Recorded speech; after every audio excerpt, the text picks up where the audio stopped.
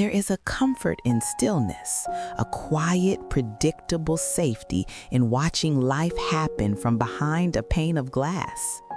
This is where Alara lived, in the space between her world and the world outside. Her apartment was a sanctuary, a quiet room where the noise of the city was muffled and distant. But sanctuaries, when too perfect, can become cages. Alara had mistaken routine for peace and silence for fulfillment. Every day was a loop. The morning coffee, the same chair, the same view.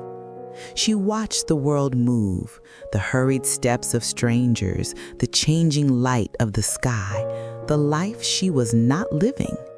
She was an audience to her own existence.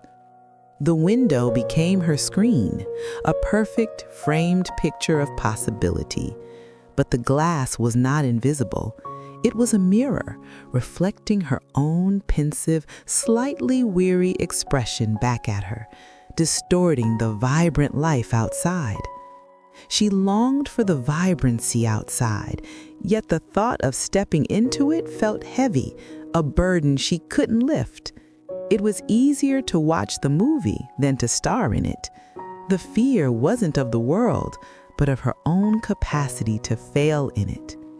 The world outside, in its ceaseless motion, seemed to mock her stillness. The sun rose and set, painting the glass with colors she refused to touch. Her life was a masterpiece she only viewed from a distance. The true tragedy of the window was not that it separated her from the world, but that it convinced her the separation was necessary. It was a self-imposed quarantine of the soul. One afternoon, a gentle wind began to blow. It wasn't a storm, just a soft, insistent whisper that slipped through the tiny gap in the window frame. This wind was the voice of her own neglected potential. The wind carried the scent of rain and earth, a memory of life beyond the glass. It nudged a small, dried leaf that had fallen onto the windowsill months ago, a relic of a life that had been lived and died in a single spot. Alara watched the leaf. It was dead, yet the wind, a force of life, was trying to move it. It was then she realized. The world outside was not the problem. The problem was the dead weight she carried inside. The barrier was not the window. The barrier was the distance she kept between herself and the glass.